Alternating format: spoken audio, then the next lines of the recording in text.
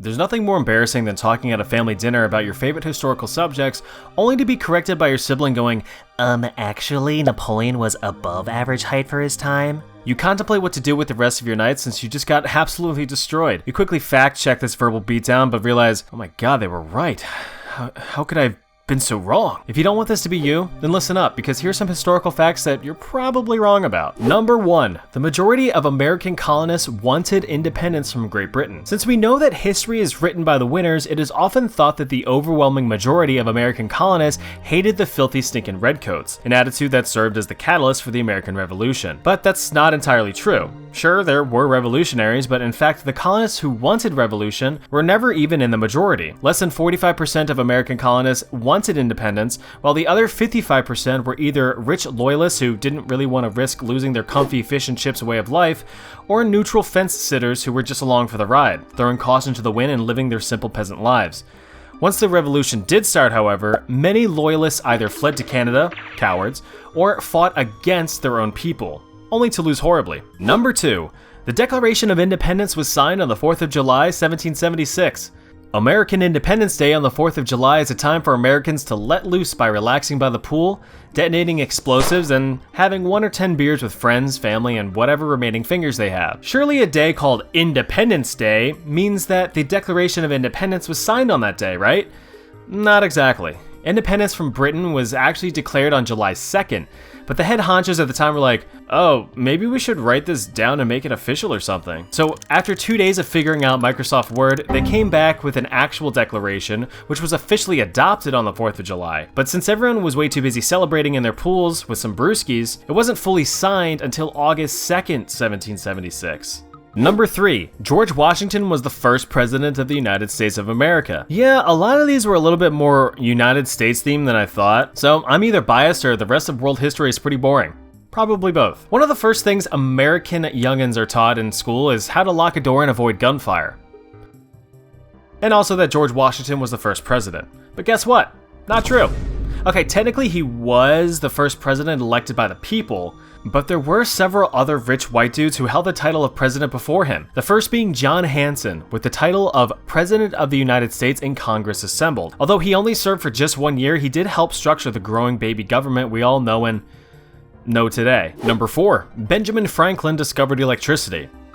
Yeah, no, the concept of electricity was known, though not well understood, for thousands of years back when Egyptians were getting shocked by electric eels and not learning their lessons. The Greeks discovered the concept of static electricity as well by rubbing fur on amber and attracting a few light objects.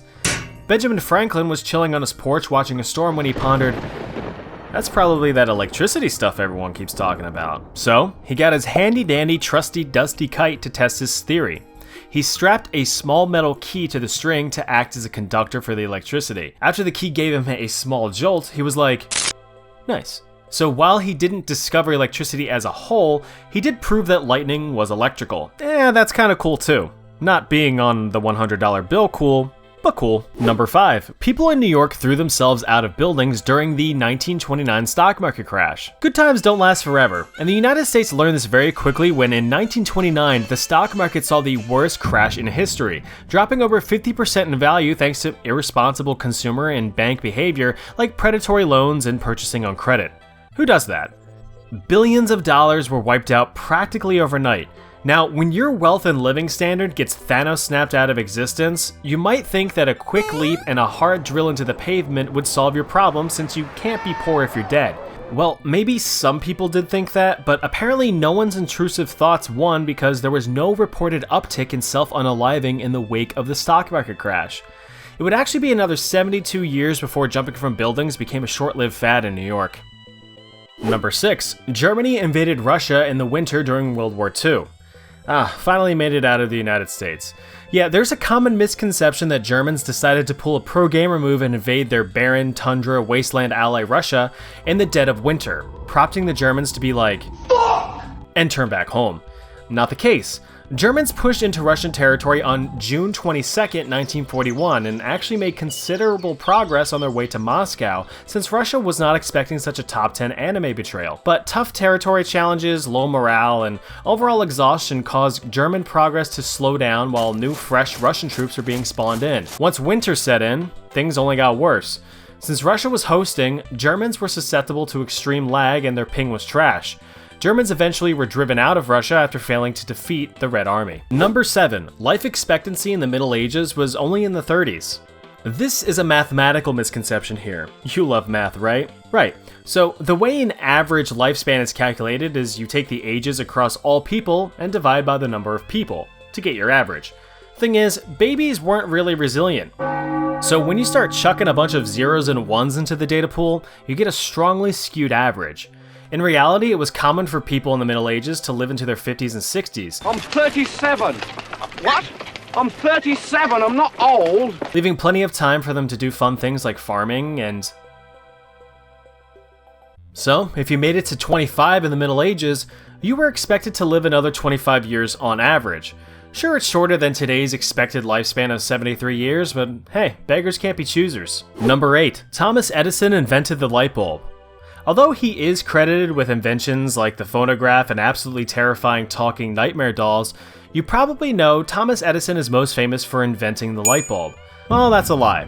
Before Edison's design in 1879, electric lighting was used as far back as 1802 with the electric arc lamp. Operating under the same general principle as a light bulb today, the arc lamp generated an electric arc that would light up whatever room it was in. Problem was, these things were loud, expensive, inefficient, and funny enough, way too bright. The design went through multiple improvements in the following decades, making them much more practical for uses like street lamps or lighting large buildings. To his credit, Edison did improve the design further to allow light bulbs to last longer and be more practical in a household setting, but his light bulbs were not the first. Number 9. Cars were invented in the United States by Henry Ford. Well, look at Americans trying to take credit for things yet again. While Henry Ford never invented the automobile, he did revolutionize the mass production of them with the invention of the assembly line. Oh wait, he didn't invent that either. Ransom Olds of the Oldsmobile brand did. But Henry did take that model and improve upon it by making it a moving assembly line, dropping the assembly time of a single car from 12 hours to just 1.5.